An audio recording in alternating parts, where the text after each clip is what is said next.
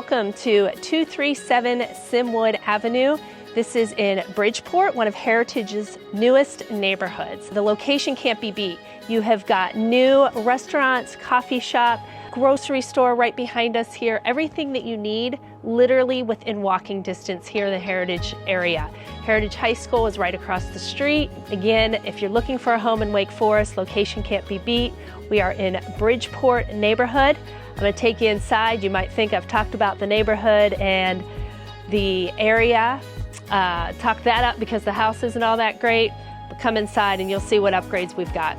As you come into the home, you'll see that we have LVP flooring throughout the entire first floor, with the exception of a flex room.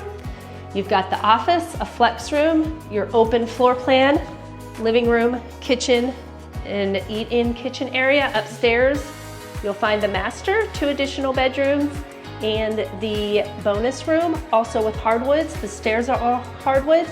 There are tons of upgrades throughout this home. Every plumbing fixture has been updated, including every towel rack and toilet paper holder, as well as every light fixture since the homeowner has moved in. So please come visit us at 237 Simwood Avenue in Wake Forest.